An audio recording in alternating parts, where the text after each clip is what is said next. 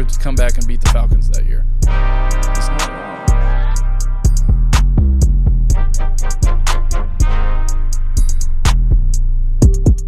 Hello and welcome to episode 2 of i75Live. We are happy that you guys are joining us for another episode.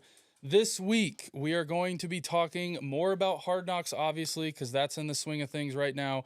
Yes, We got some training camp stories that have been injuries, some rookie quarterback performances of the first couple preseason games. We are also going to talk a little bit about my Braves, rocky season so far, but we have some hope for it. We're going to also bring up Deadpool Wolverine. It's been a couple weeks since that movie came out. Kind of let it digest, talk about it a little bit, whether or not it did, in fact, save Marvel. So we're going to talk about that. And then to finish it out, we have a little game that me and Dylan have kind of prepared for one another that I think will be a good time. So without further ado, let's get into Hard Knocks. Episode 2 came out last night. It had a really, HBO, so they fumbled the bag to where it didn't come out. I know Bears fans, Twitter was going crazy, but it came out. What are your thoughts? Well, Bears fans clearly crashed the app, and,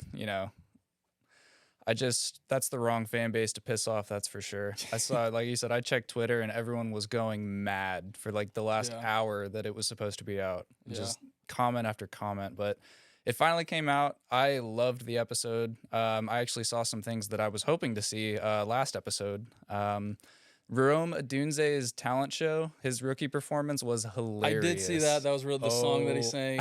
And you know what was funny, too, is I think it's awesome that Caleb Williams was front and center for all of them to really, again, lead by example, be the leader of that team. But I did, so that was really funny, of the song that he sang. I love, in any Hard Knocks, I love seeing those performances when they start off by getting booed and then they finish with a standing ovation, just a bunch of claps. It reminded me of the one last episode with Theo Benedette, the Canadian guy, and then Aiden Hutchinson. I think it was last year when he was singing Billie Jean. It was the best. But like you said, I love that Caleb is present.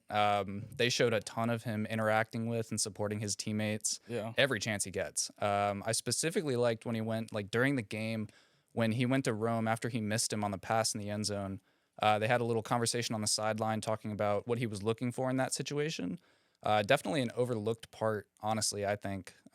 Just seeing the two rookies communicate, getting on the same page, and I really think that we'll see a better outcome with the somewhat same play style in the regular season.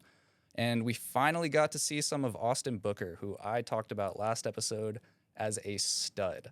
I cannot wait to see him opposite of Montez Sweat. He finished the game with 2.5 sacks and 5 tackles. I did, and I went because I watched a little bit of the game on when it was Saturday or whatever, the weekend. He's a freak. And I remember hearing that name, and I went, that's the guy that Dylan was talking about, that he was hoping would kind of get a lot of reps and be able to prove himself. So. I love him.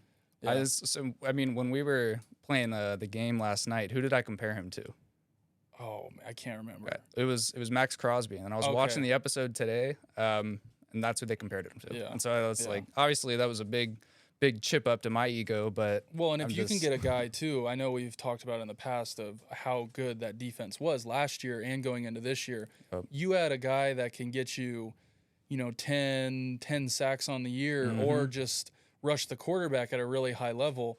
It's going to let your secondary and the proven guys you have back there play even better. So I think that's a huge upgrade for them. We've got a top 5 linebacker core. Our secondary might be the best in the league next year.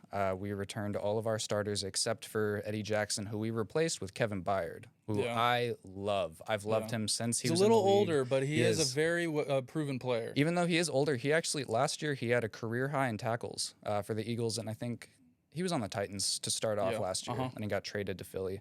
So I think he's going to be a big part. Jaquan Brisker, you'll start hearing number 9, our strong safety. And then Kyler Gordon, our nickel corner, is also someone that cannot be overlooked. But if that pass rush can get home, the defense is going to be terrifying. I completely agree. So and, excited. And Caleb Williams also, he looked very good. He did. His one pass that he had to, the running back out of the backfield, it looked very Mahomes-ish. Yep. Even some of the passes on the run, yes, they maybe weren't exactly on target, but you're seeing signs of, okay, this is why this guy went number 1 overall. He just looked so calm. nothing phased him, and we'll talk about it a little bit later when we go into like the actual rookie QB performances, but it was awesome. And they also showed a clip last night of Jalen Johnson addressing the top 100. I did. And he finished that comment by saying, I got some more for him next season. Hey, so I can't wait. And it's exactly what we were talking about, to where you have guys who, I mean, this is, they take so much pride in all this. Oh, yeah. And I think for a lot of them, getting the respect from your peers means so much to them. Yeah. And when they don't, it just puts an even bigger chip on their shoulder. And I think we're going to see a huge year out of that secondary and that defense. I can't wait. I really can't let's wait. get into some of the other preseason. Yeah. Aiyuk. When is he going to get traded? Well, this is my thing about it. I look at it as Aiyuk, first-round player, got drafted out of Arizona State, right? Or I think it was Arizona State. I could be Arizona State. So. He came in and went into a great situation with San Francisco. The perfect situation. He was able to, play at a very high level. I just don't know if he can be asking to be paid like an alpha. Yeah. Because of the team and, that he's been on. And I saw some reports of him turning down a lot of money. It was the Patriots offered him $128 million, and that's he turned it down. That's more than Tyreek's, right? That's crazy. That now I get it. You don't want to go to a team that has a huge question mark at quarterback, but that is a lot of money to turn down. Especially when that's the reason he's holding out in the first place. Exactly. He wanted money. And then I saw today too that there's stuff coming out that he wants to stay in San Francisco, but they're just not matching to where I don't know. I have my opinions on it. I think now I will say I have heard a lot of him going to the Steelers. If he does go to the Steelers, that could be very scary with Pickens and Aiyuk, and add in Warren, add in those running backs and Freiermuth. That could very slowly turn into a very good offense. I really don't think it's too steep to say that they could be contenders. Barring, they need their O-line and QB play to be consistent, but they could be contenders. The playmakers are there if they end up landing him. But even that, it sounds like he doesn't even want to. Yeah. It sounds like to me he's just testing the market to then go back to San Francisco and go, hey, this is what other teams are giving me. I want you to give me this because I want to play. I still want to be here. It's just a bunch of games. I agree. And so that's what I think about that. But another one that I know, not happy that he's hurt, but happy based on some of our predictions, Gibbs with the hamstring and ACL injury. I was already out on him. It sucks because I love Gibbs. We played him in high school. I played him in high school, so it's awesome to see him succeed and play as good as he did last year. But this just kind of proves to our point to where taking running backs, especially a guy like him, could be very risky when, fantasy-wise, your first-round pick needs to play the whole year. And if he doesn't, it kind of screws you. Yeah, I'm sure you remember a few years ago. I think 2 years ago, I had the first overall pick, which the first pick is the worst. And I picked Jonathan Taylor. The year after, he was RB1. That was great. I had a great time that season, as you can tell. Yeah. But no, hamstring injuries to running backs are never a good thing. Ask Christian McCaffrey a few years ago. They always linger. They always, it's a bad. But now I will say, though, this changes Montgomery. Oh, absolutely. He was going, 6th, 7th round? He might fall into like the 3rd, 4th round. I agree now, because if Gibbs is out or if he plays very minimal, who do you think's going to get all the red zone touches now? Montgomery was, even before this happened, he was never going to be just a handcuff. Even like I said last episode, even if Montgomery and Gibbs are 1A and 1B and that's flip-flopped, they're getting, relatively the same amount of touches. And Montgomery can catch the ball out of the backfield too. So it's neither one of them deserve a 1st or 2nd round pick, in my opinion, especially now that Gibbs is hurt. Well, and Montgomery has also kind of had a track record for himself for getting hurt and missing some games, missing some time. Almost every year he's missed games. So I think, running backs there's a reason why I think a lot of people out there are taking 3 wide receivers in the first 3 rounds because they're consistent and they're going to play. So I don't know, pick wisely, but Gibbs, ACL, hamstring injury, not good. That stuff lingers. But another injury that I know people are way big on, and I don't see enough stuff, is Puka. Me going into it, though, it's kind of the same thing that Joe Burrow had last year. Everyone forgot how good Cooper Kupp was because he was hurt last year.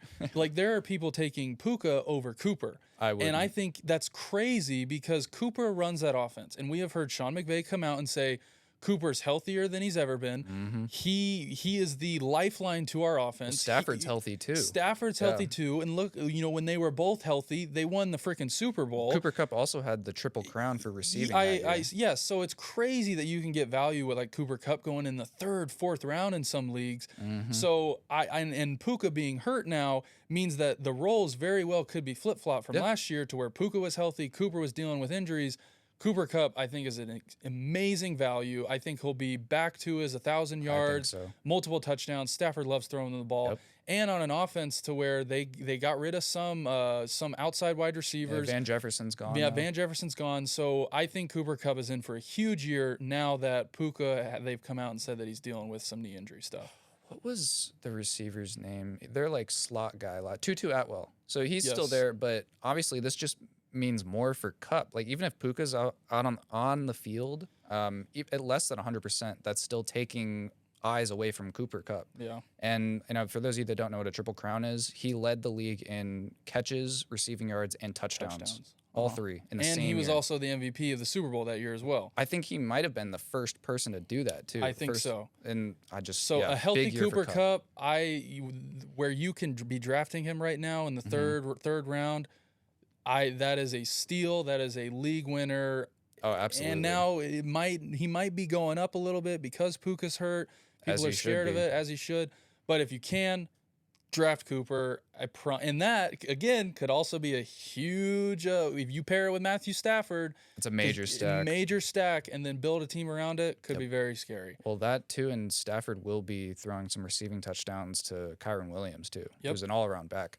So yeah, Stafford could be, a sleeper. I don't even think I see him going in the top 8 or 9 rounds. I think the last mock draft I did, I think he was going round 8 or 9, 8, 9, 10. That's wild. For a guy that could finish top 10 in fantasy, if he's healthy all year. The Rams love passing the ball. Now, another quarterback, on the topic of quarterbacks, J.J. McCarthy. Out for the year now. At first, though, it was just 4 to 5 weeks because, meniscus. And then they came out. Meniscus tear. Yeah, and then they came out today and said it was a complete tear, done for the season. Right before we came in here. Really sucks because I like him as a player. I like him as a person. Yeah. And I think he was going to get some time in Minnesota.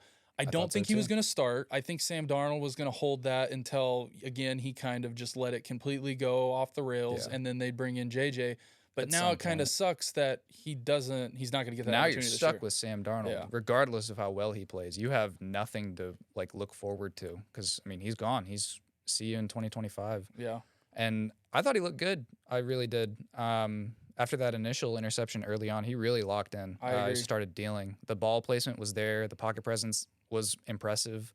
There were a couple nice deep passes, too. He had a 55-yard touchdown pass or something like that. It looked really nice. Especially considering one of his knocks going into the draft was that he can't consistently make those types of passes just because Michigan never asked him to do that. That wasn't their offense. Yeah. So...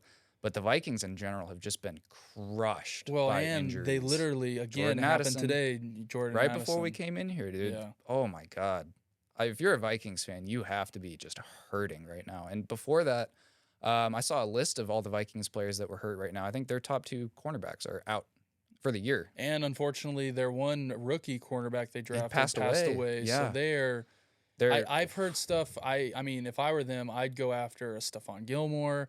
Which they held a visit with him last week. Okay. So they may end up signing him, and I think that makes a lot of sense. Yeah, it is very unfortunate. And, it kind of sucks just being a fan, too, because you want to see these guys playing. Yeah. You want to see the J.J. McCarthys. You want to see the Jordan Addisons because, they're fun to watch, and now it's a little unfortunate. An overlooked part of that, too, is that where is Justin Jefferson getting drafted now? Now that his... main guy that takes eyes off of him is hurt for a while. We don't know how long yet, but it's just him and Hawkinson, I think. I think he could maybe drop a couple spots. Probably still in the first round. I don't see him going out of the first round. I won't be taking him. I don't think I will either, just because there's way more proven guys in has more proven quarterback or offense. Mm-hmm. It does suck, though, because you have someone, even at the end of last year when he came back after his hamstring, he put up really good numbers. He had 1,000 yards in 7 games. That's crazy. And he really didn't have a good quarterback for the whole year. It was Dobbs and I think Nick Mullins were filling in for him. So he might still be worth it. Pick at your own risk. But yeah, Jefferson, it could hurt, especially when you get down to the last bit of games when you really need your first round pick to get 20 points for you to get a win.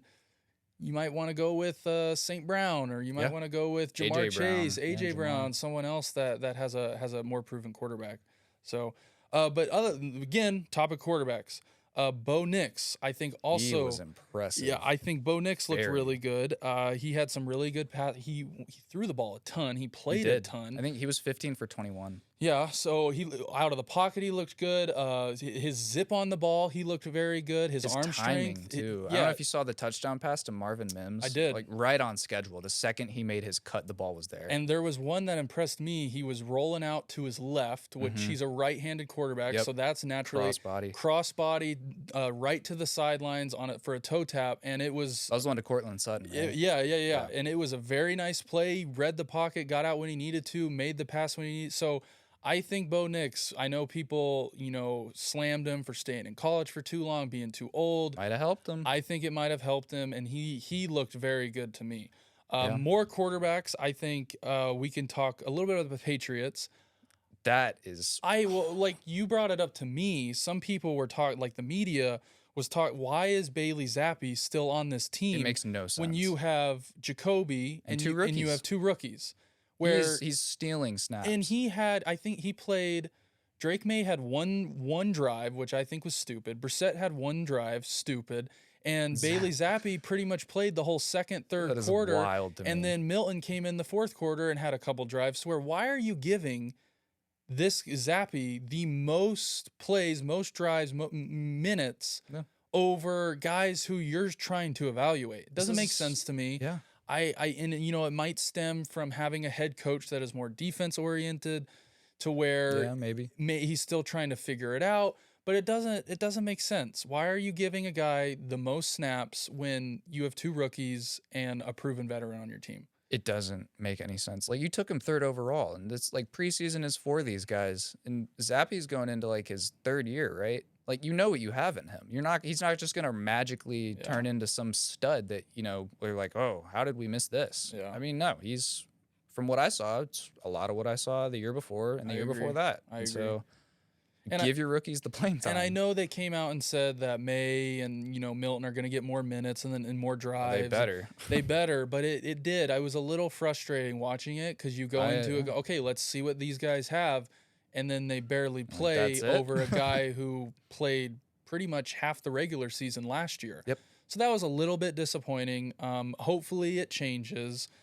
But Caleb Williams, though, I know we kind of touched on it. Again, he looked really good. He looked awesome. He looked like he was very mobile in the pocket. He knew when to get out of there. Some of his passes were, a little bit off the mark, to where when you're playing a first-team defense, that might be an interception, might be incomplete, but you love to see the signs and the moments that he gave you during his couple drives that he did have. And not to mention, he marched down the field and scored points both drives. Both drives. So that, they were field goals, but points are points, especially for a rookie quarterback coming in trying to figure it out. He's marching down the field. He's not turning the ball over, and they scored points. Yeah, and they made it one of their trips to the red zone. I think it was the first or the second time they ran the ball 3 times. So he didn't even get a chance to make a pass in the red zone. Yeah. And then the other one, I think it was the second drive, is the one that I was talking about, where he barely missed Rome. He threw it to the back corner of the end zone, and Rome ran over to like the middle back part. Yeah. But if Rome runs to that back pylon, that might be like a toe tap catch, a perfect throw, and then we're talking about it this week. But I saw Dan Orlovsky was breaking it down a few days ago. He was talking about how Caleb was shown 5 different defenses during his 2 drives. He was shown traditional man coverage. He was shown cover 2 man, cover 3 zone, quarters, which is 4 safeties back, or 4 defenders back, and then fire zone, which is a zone blitz, 5 people rushing and then 6 people back in coverage. And he showed the poise and ability to find an open guy every time. And some passes were even dropped. Yeah. But you saw during that zone blitz is when he ran that scramble play on 3rd down. And, he showed off his improv ability. I really hope he plays more against Cincinnati this Saturday, because I'm fiending. Yeah. I need more of that. We're getting so close. Oh my God. There's so many players that I can't wait. And, just have football back. College football too, I know, is even back even sooner. But I do agree. As if I was a Bears fan, watching those couple drives that he had, I would be very, very excited. I thought this was funny. Big Cat was talking about after watching Caleb Williams play, he was like, he said, I felt so stupid forever thinking that Trubisky and Fields could be the guy after seeing him play. And he's so funny too, because he literally goes back and forth. Yeah. Like I saw last year, like they had like a 2-game win streak, and we're back. The Bears are back. And then literally like Fields got hurt. I hate this team. So that is funny. That is funny. Well, let's switch over to a little bit of baseball. Sad Braves fan over here in this seat. Yeah, it's, coming after last year was so much fun to watch. The regular season, the postseason kind of was a little disappointing because of how good we were in the regular season. Yeah.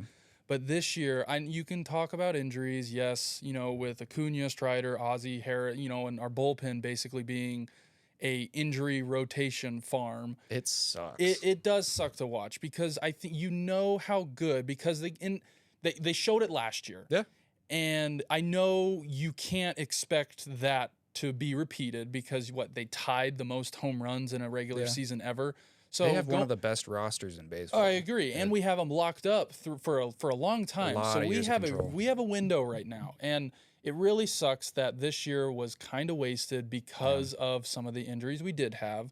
And again, like I said, you can't go into it expecting, hey, it's going to be the same as last. We're going to hit all these home runs. Yeah. You knew that wasn't going to be repeated, so that was going into it as a fan.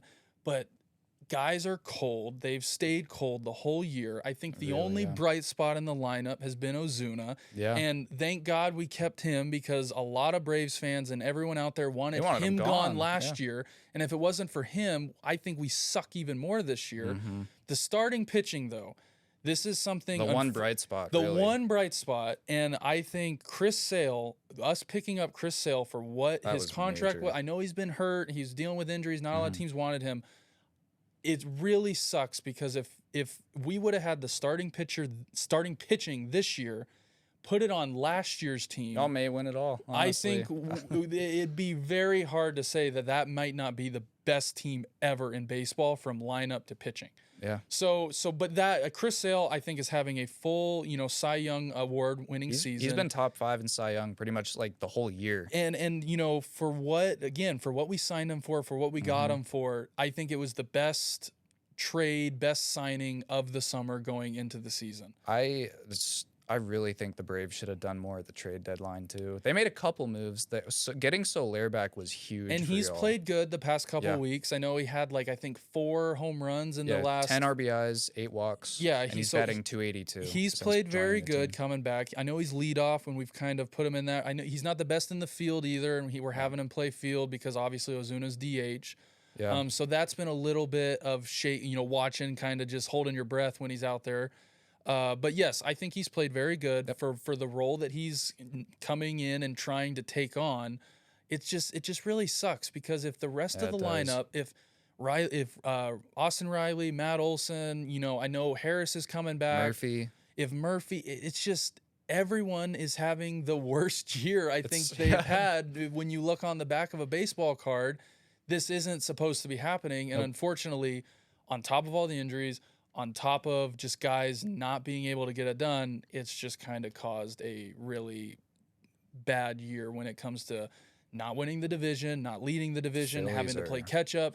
As soon as we got 5 games below or back, and then all of a sudden we lose 8 out of our last 9, and then we're back down to a 10-game, out of first place. Yep. So it's been really unfortunate to a team that can do it, and a team that they've shown they can do it. They've shown. So as a fan, it really sucks because it's so frustrating. I just, a part of me is like, okay, let's run this back next year.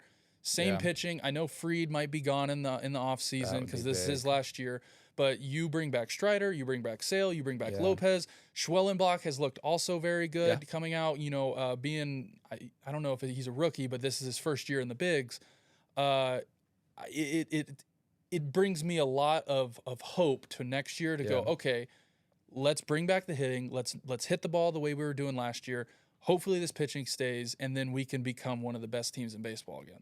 They really should have a guy that the White Sox traded at the deadline, Michael Kopech, got traded to the Dodgers, a relief pitcher, and has done nothing but light it up. Yeah. And so it's like, it's hard to look as a Braves fan, I mean, not myself, but you, and seeing like, you know, he went to the opposition and he's doing that. Like, why didn't we look into him? Yeah. And if we did look into him, why didn't we pull the trigger? Yeah. But I think Acuna's out for the year, obviously. Is Strider out for the year too? Strider's done for the year. What about Ozzie and Michael Harris? Michael Harris he just got pulled back up from his assignment in Gwinnett. So he's back. I think he's playing tonight. So that's great. But even with Harris, though, it's not like he was a 300 hitter. No. He was, you know, about a 220, 230 hitter. He's a very good defensive guy. So that will help, especially with Soler. So he'll be able to make up ground there. Yeah. Ozzie, I'm pretty sure will be coming back within the next month or so with I think he fractured his wrist. So he'll be coming back. So we can make a run at this because of our pitching. If the bats can get a little hotter, I think. And all we have to do, baseball's weird like that. It is. All we have to do is get hot. All we have to do is figure it out. Have our pitching keep us in games. You know, 2 runs max. I think for the way that our offense is playing. But if we can have Chris Sale go out and pitch 7 innings, 10 strikeouts, and 0 earned runs for the other team, there's no reason why we can't somehow figure out how to manage 1 run. In a playoff game, series, or whatever it might be. So that is, I think, going to be the formula to this year, to where last year it was just hit the ball, hit a home run. Yep. We're going to outscore people or teams, and if we get in a shootout and we lose, so what? We're going to do it the next night. There's no way people can keep up with us. This year, it's going to have to be, we need to pitch the ball extremely well and hopefully manage to score 2 or 3 runs to win the game. Yeah, and it doesn't help that there are some emerging teams on both sides of the leagues. And the Orioles are going to be scary for a long time. If the Yankees re-sign Juan Soto, scary. Dodgers are always going to be good. Literally just those 2 players, Judge and Soto, is all you need on offense. And then, Phillies Dodgers, Phillies have proven now that it wasn't a fluke. They've got a really nice core over there. Oh, my God, yeah. And, again, I'm a Braves fan. They've knocked us out the past 2 years, and that really sucks. That brings up a point. It's almost, we see it more often than not, that the team that gets the bye week, it's almost a bad thing. Like, you cool off a little bit. You get out of rhythm. That happened to the Braves last year. They just couldn't hit the ball. It's happened, I think, the past 2 years, and you could also say it happened to the Dodgers the past couple years too. It's not a good thing. That's a whole nother topic we can get into. I think the way the MLB has set up their playoffs, they need to change it. They need to change it. I think it punishes the regular season more than it helps them when it comes to seeding. When a game where you go from playing every single day practically with a couple off days sprinkled in there to then you get like almost a week off before you play your first series against a team who is coming off playing a series in a against and if they another. Won, obviously they played well. So they're carrying that into it is, and I think it's a bad look because even last year, you think the MLB wanted Arizona in the World Series? Look at Arizona now. I mean, they've picked it up as of recent, but still, they don't look like they were just in the World Series last year at all. I agree. So I do think that needs to be changed or tweaked. Or I know it's better. Well, I also saw a stat to where that last seed that has gotten into the playoffs the past couple years. Both years far. They've made it to the World Series. That's Arizona was the last that. seed in the bracket, that was added to it, and they ended up making it to the World Series to where a couple years ago they're not even in the playoffs. But they're making it to the World Series. So that just also proves that baseball is such a hey, let's get hot right now. Let's ride some of our good pitching. And let's just go out there and see what we can do. And unfortunately, the Braves just have kind of been on the short end of the stick when it comes to that. So. Baseball's weird. I pay as much attention to it as I can, but that jersey back there is the reason I can't fully. I'm surprised they didn't trade him. He's been playing bad, honestly. Yeah. He may not want to be traded. I don't know. I don't know. The White Sox are in a bad place. Yeah, that's worse than probably they've ever been in my lifetime. It'd be. I wouldn't even watch baseball. 21 game losing streak, by the way. I was really hoping they were going for the record. I want them to. I want them to go for the losses record. This season has to mean something. None of those losses. What is the record? I think it's like 128. Okay. We're close. We're still on pace. Like I said, this season has to mean something. I don't want to lose all these games and just have it mean nothing. At least put us in the record books. I don't care if it's bad. That's funny. I need it. That's funny. Well, so I want to talk, we're going to go into some movie stuff now. Yeah. I know we went and saw it together a couple weeks ago. Yep, now that it's opening night. kind of for a couple weeks out, Deadpool Wolverine. It was a funny movie. I don't think I've, in that moment of watching it, I don't think I've laughed at a movie as much as I did. It's been a long and had time. a smile on my face in a long Like time. the whole time. From the minutes, the opening credits, I think, were some of the best ever. Just defiling Wolverine's body. With that and the song and just everything about it was so funny. I had a smile on my face the whole time. Yep. But I don't It was think awesome. it was so. Yeah, I don't think I watched a movie and laughed as much as I did watching that. My question, though, is I'm kind of scared to go back and watch it again because I don't know if it's going to be as funny as it was the first time.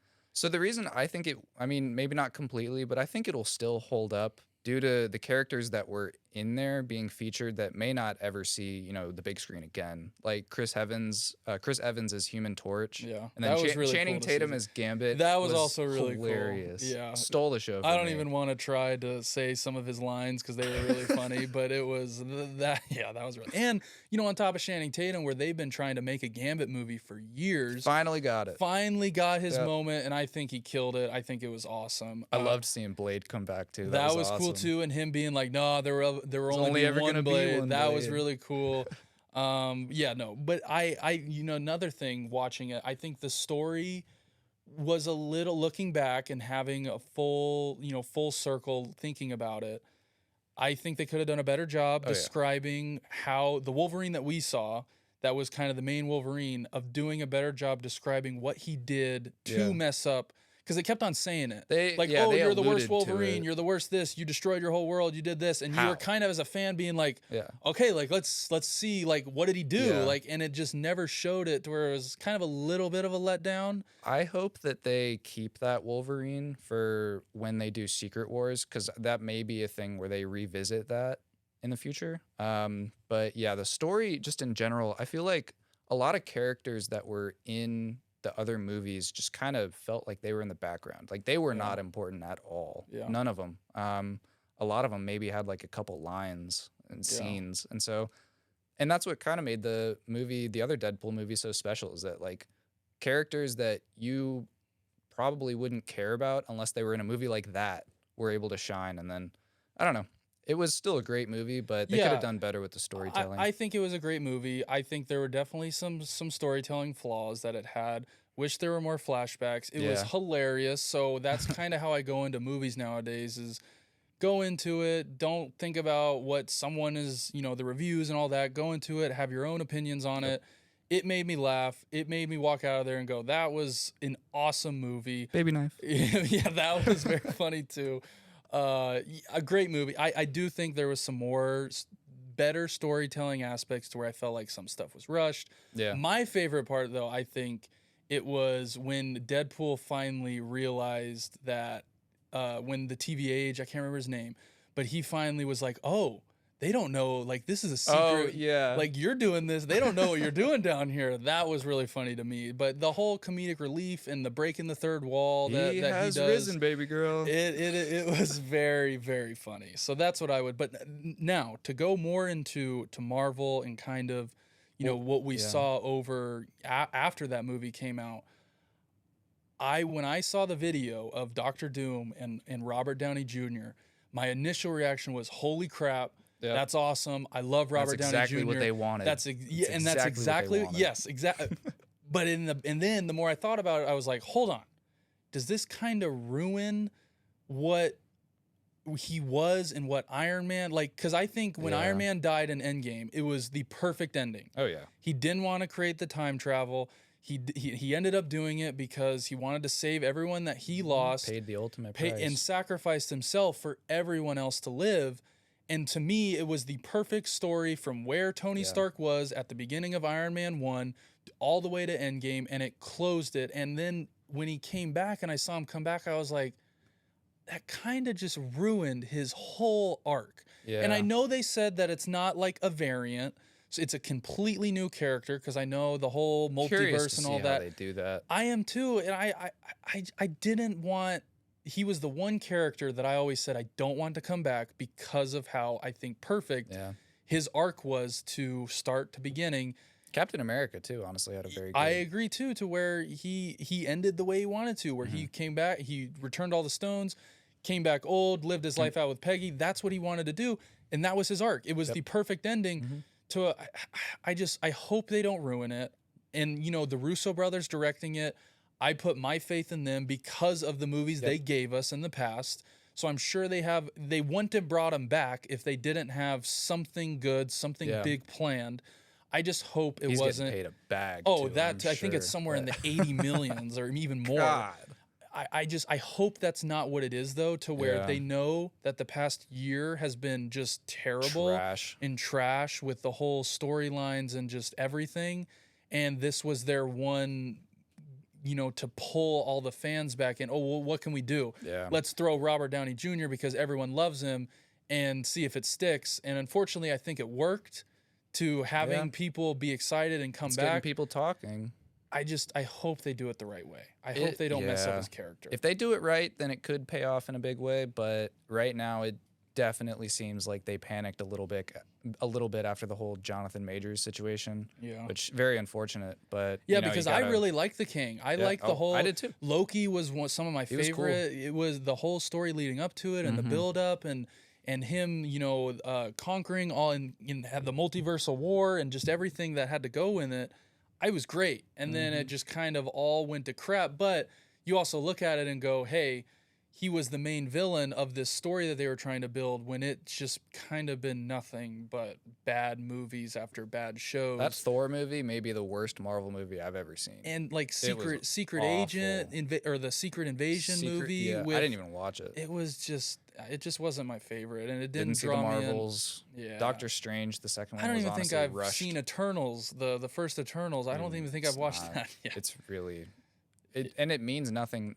Something that happened at the end of the movie hasn't even been mentioned in any of the other movies. And I know apparently it's supposed to be in the new Captain America, but you went like 2 full years without saying anything about it. And it's just, and this is coming from me too. And I know you. We love Marvel. We love Marvel. Yeah. I go to every single midnight premiere for a couple reasons, to avoid spoilers, but just because I love doing it. Can't trust Spider-Man. When we watched Spider-Man with Tobey Maguire and Tom Holland and all them, it was like my 12-year-old self was jumping out of my seat, so I love all that stuff. It just really is unfortunate, the path that they have taken. Now, hopefully, Deadpool, it's set up, I think, what could be the next great phase of movies and storylines. So I have hope. I just really hope they do it the right way. And do you think it saved Marvel? I don't know, because I know that was kind of the marketing that they had behind it all. And Deadpool being Marvel Jesus, and even after the movie to where they had that spoilers, I'm sure you've watched it by now if you care. But when Deadpool was in Thor's arms and he was like dying, why is Thor crying? And he was like, "Why is Thor crying?" And they were like, "Oh, that's for a different time." So, and then on Twitter, I know he tweeted it, and then Liam Hemsworth tweeted back and was like, "Oh, they'll find out soon enough." So I think it is on the right path with they've put the right people in charge with the Russo brothers. Obviously, Robert Downey Jr. probably is going to have some say into what his character does and the story that takes.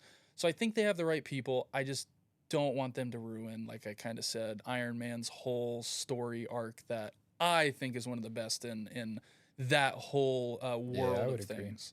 So, I'm more open to seeing what they have to do now that the Russo brothers are in charge, and they seem to be heading in a more serious tone. Because even though Deadpool was filled with laughs, there was still a serious undertone for a lot of it.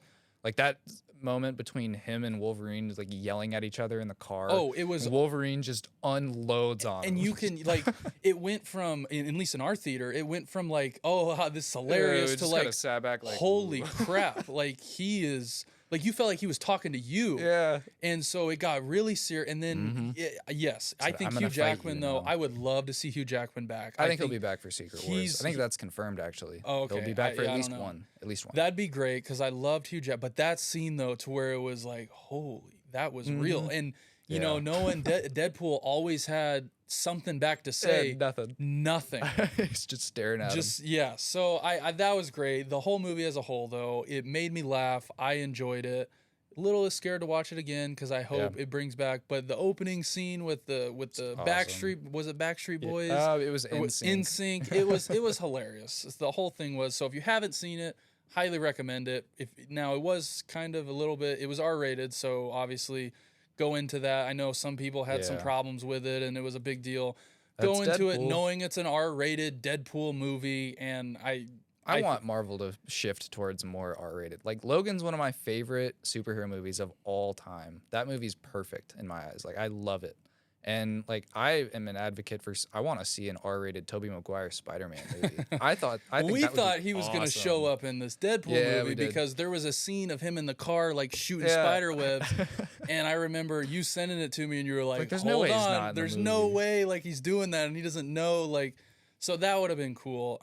But I think Secret Wars, there's no way they don't bring back a ton, you know, all those guys. So that would be really cool. Yeah. But other than that, I think Marvel took the right steps to making what they've done the past year kind of go away and really transition into a new story. That's another thing. All of the jokes that Deadpool said about, like, when Wolverine's behind him and he goes, "Hey, welcome to the MCU. You know, you're joining at kind of a low point right now." And then he like whispers like, until you're 90. They're gonna keep you until you're 90. Yeah, some of that stuff was very funny. It was a great movie. Again, highly recommend it. If you like superhero movies or just want to laugh, go see it. Go see it. It's a good movie. So to end, we're gonna end a little bit with a game. We have prepared a list. I'm sure you've seen it on social media. Yeah, we've kind of athletes doing it. I have made a list for Dylan, and Dylan has made a list for me. We do not know what they are, and we are just gonna kind of get our raw opinions and see what we think. See which player we really value the most. He's doing current NFL players. I'm doing current and legends, but. So I'll go first. So I will say, who would you rather have as your starting quarterback to give you the best chance of winning a Super Bowl? Caleb better not be on this list. 3 years. The next 3 years. So this is how it's going to work. Okay. I'm going to say my starting quarterback for everyone is going to be Lamar Jackson because he was the MVP. Okay. So that's who we're going to base this on. So Lamar Jackson or CJ Stroud? Oh my God. To win the quarterback you would pick to have on your team to win 3 years, how many to win a Super Bowl? I have a friend that's a Ravens fan, but I'm sorry. Without seeing how he's going to play this year, I got to take Stroud. Stroud can do more from the pocket than Lamar can. CJ Stroud is mobile enough. I agree. Mobile enough. And, you know, we saw a lot of good things last year, so you never know. Yeah, and the team only got better. Okay, CJ Stroud, Dak Prescott. Stroud. Okay. We've seen what Dak can do. I don't know. Okay. I'm not a hater of Dak. I think he's good, but I don't know. He makes too many mistakes. Like, a lot of the time, yeah, he wins games for them, but he's also putting them in a position where that game should not be that close. Like, yeah, he can, like, 400 yards, 3 touchdowns, but he's also got 2 picks that flipped the field for the team, and it's just no. I'd rather have Stroud. I think Stroud threw 5 interceptions last year. I'm going to go with that. Okay. Stroud, Brock Purdy. Stroud. Really? Stroud. Just because what can Brock do that Stroud can't? It's fair. Realistically. It's a good argument. It's, I like Brock. I think he's a really good game manager. You're not going to lose games because of Purdy more times than not. I agree. But I think you win more games because of Stroud. I think that's just where I'm at. Cool. Okay. CJ Stroud, Joe Burrow. Oh my God. Might piss off some of our Bengals fans. We had a lot of Bengals fans. Oh my God. I don't know. I gotta go Joe. Okay. I gotta go Burrow. He's been to the Super Bowl. Yeah. He's accomplished more. I know Stroud's only been in the league 1 year, but I don't know.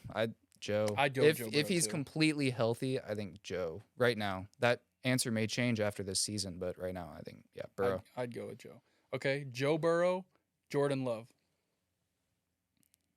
Ooh, I hate the Packers through and through. I do think Jordan Love is the real deal, though. I saw a lot of him last year that Aaron Rodgers, showed me and continuously crushed my heart, game in, year out. I really think I got to stick with Joe, though. Okay. Joe Burrow, Caleb Williams. Caleb. Try take your bias out of it. Come on. That one's hard because we haven't seen Caleb outside fair. of 2 That's why drives. I threw him in here, because I thought he could be a good curveball to kind of maybe throw you off, but take your bias out of it. I know it's hard because we haven't seen Caleb play a full year. I know it's hard. Would you rather completely start over with Caleb or take someone, Joe Burrow, for the next 3 years to win you as many Super Bowls as you can in 3 years? Caleb, because Caleb hasn't been hurt. Joe's been hurt a couple different times. Joe tore his ACL. Joe also, what was the injury he had last year? It was big. He did something to his wrist to where he literally couldn't grip the ball. Not off of playing ability, because I think, Caleb could end up being in that conversation. Obviously, he's not right now, but Caleb hasn't had any serious injuries that I have to worry about. And for the next 3 years, I'm looking at longevity. I want someone that's going to be in the game to win us games. Caleb. I promise it's not biased. I'll give you that. I would go with Joe, but whatever. Okay, so let's go. Caleb Williams, last couple. Caleb Williams, Josh Allen. They just played each other. I don't know. I like Josh. I have an answer to this one. I like Josh. Kind of for the reasons that you just said with Joe Burrow versus Caleb Williams, but I want to hear what you have to say. Josh plays too reckless for me. Like, if I was a Bills fan, I would be terrified playing, like, just watching their games, because he throws, like, he's like a Brett Favre. He's like a gunslinger. He rips the ball, and yeah, he's got a lot of stuff to do with his legs, but just he plays like he does not care about winning or losing. And sometimes. as good as Josh is, he hasn't proven to win the big games. And while Caleb hasn't done anything yet, we're looking at Josh, 3-year window. So I'm telling you, Josh Allen gives the ball away too much. He just gives it away too much for me. That's fair. I would personally be scared if he was the quarterback of my team. That's a fair argument. Okay. Caleb Williams, Jalen Hurts. Take the bias out of it. I'm trying. I like been to Jalen a Hurts Super Bowl. too, man. Oh my God. I would go Hurts, honestly. I think Hurts has enough. He's also a very talent. smart runner. Yeah, he is a smart runner. Doesn't take hits. That's tough. That's really tough. Hopefully that's not my final, because I would take Stroud over Hurts, but that's just how this game goes. Okay, last one. Justin Herbert. Herbert. Yeah, Herbert. I know his situation is really injury. Well. Take away injuries. Well, if we're taking away injuries, then I may take Burrow over Caleb. Well, I know. Well, yeah. Take away injuries like leading into the year. Like, yes, an injury could happen during the season, but past injury, I would take like Herbert. an injury right now. Just kind of, they're all healthy, all starting. I would take Herbert. Okay, Herbert. Considering he's completely healthy, no foot injury, fair. I like Justin Herbert a lot. Fair. And I think if he was healthy this year, I thought the Chargers might be a surprise team, but he's not healthy. Sweet. Well, that's my list. So you heard it, Justin Herbert. That's who you would pick out of all of them. I'm sorry, Caleb. I'm sorry. I tried my best. I really did. Okay, let's go. I know you. Let's get into your. This list. one's gonna catch him some fire. I set this up for this reason. Let's hear it. Let's get our tight end list going. Oh, okay. Let's go for tight ends. So starting point, Jimmy Graham or Greg Olsen? Greg Olsen. Yeah? I go Greg Olsen because Why? I think he was a better all-around tight end when it came to all aspects of the field. Okay. Blocking, running routes that Jimmy Graham was really good in the red zone, caught a lot of touchdowns. To me, that's kind of all he was good at, was catching touchdowns in the red zone, running routes. Greg Olsen could block. Greg Olsen could do the dirty stuff that most tight ends don't want to do. Yeah. I'm going with Greg. And on top of that, he can catch touchdowns. Yeah. Run really good routes. Mm-hmm. I'm going Greg Olsen. Jimmy Graham was a hell of a player, though, but Greg Olsen. Okay. Greg Olsen or Jason Witten? Greg Olsen. Yeah? Jason Witten, I think, is... He was all reliable. He was. I don't think he's fast enough, though. Yeah? Okay. I'd give... Well, this next one. He was very good at blocking. He could catch the ball very well, ran really good routes, especially in the red zone. but I think Greg Olsen was faster, and I think he was a little bit more athletic, and I would take more athletic. Okay. Greg Olsen or Shannon Sharp? I'm not a big fan of Shannon Sharp. I think he talks way too much. He was able to back it up. Yeah, I was going to say it. And that would go into kind of picking a player. I'll probably go Shannon Sharp, though. Yeah. He was very good. He's arguably one I don't of the think best. he was a very good blocker, but when it comes to pure route running and catching of the football, speed, he has the speed, had the hands. I'll go Shannon Sharp. Shannon Sharp or George Kittle? Kittle. Kittle? Kittle can do everything. No, that's a no-brainer for me. Kittle can block. Kittle could literally play 5 games in a row, not have a single pass thrown his way, and be perfectly happy with it because they won every single game and had 2 pancake blocks. Yeah. And on top of that, he can catch balls. He's very good speed-wise, athletic. When he does get the ball against defenders, linebackers, safeties, George Kittle. I love George Kittle. George Kittle or Antonio Gates? George Kittle. Oh, my God. George Kittle. All these players are great. And Antonio Gates was I know we talked about it with the snubs. He should be a first ballot Hall of Famer. Yep. But George Kittle, dude, it's so hard to find a tight end nowadays that does everything. It's true. Does everything. So I'm going George Kittle. George Kittle or Travis Kelce? Kittle. That's it. That sounded pretty definitive. Travis Kelce's awesome. Chiefs fans? No. I love Travis Kelce. He's a great player. He is, I think, top 5 tight end in the history of the NFL. He's proven to do it year in, year out. He stayed healthy year in, year out. But again, his blocking, he doesn't block. Yeah, he doesn't block. He doesn't block. And George Kittle is an amazing blocker. To be fair, he's not really asked to block. You're right. And, that's the scheme that they're in. But George Kittle, he does everything at a very, very high level to where not a lot of guys can say that. All right, Mr. Patriots fan, let's get a drum roll going. George Kittle or Rob Gronkowski? So let's hear it. I'm going to go Rob Gronkowski. Of course you are. Okay. Rob Gronkowski, though, I can pull up a highlight tape of his blocking alone. Yeah. So that goes with my argument of, hey, George Kittle not only could catch the ball and be very athletic, he could also block. Rob Gronkowski blocked like his freaking head was on fire when it came to that. Not only was he way more athletic than he should have been for how big he was and some of the catches he could make. 6'6", like probably 260, and was catching the ball one-handed. It's true. Rob Gronkowski, hands down. Bias aside, remember. Biased aside, I love George Kittle to death. Speaking of George Kittle, if you haven't gone and watched the Receiver Show on Netflix, if you watch that and watch George Kittle, he might become also your favorite player, just what he stands for, what he talks about. Great person, great guy. But George Kittle and I think George Kittle and Rob Gronkowski are closer together than like George Kittle versus Travis Kelce or Travis Kelce and George Kittle. Hot take. It's just the way that they play, the style that I would compare Travis Kelce to a Shannon Sharp. I would compare Shannon Sharp to Travis Kelce, and I would compare George Kittle to Rob Gronkowski because Rob Gronkowski and George Kittle, they blocked. They were willing to do the dirty work and could also catch the ball, catch the deep balls in the red zone, be very athletic. So, but if I had to pick one to be on my team, I'm going Gronk. Okay. So, well, that was it. I mean, Gronk on top. That was kind of what I expected, not gonna lie. But so it's to end out today's episode. We had one of our good buddies, AJ, the guy we were talking about last episode, who will be taking Anthony Richardson way earlier than he should. He's a huge Colts fan. Yep. We've been friends with him forever. He went to college to play football. Yeah, we played football with him, grew up with him. He sent us a message of a video after watching episode 1, and we're just gonna play it real quick. It's gold. Bro, AR is going, top 5 at least. Now listen, bro, listen. Look at our offensive line, fam. Last year, rookie year, bro, we didn't know how to slide. Dude was 21 years old. That's fine. We get a year under our belt. We study film, We're buddies with Zach Martin. We're buddies with Braden Smith. We're buddies with our O-line. JT's back. Read option is a thing. Box is going to be, bro.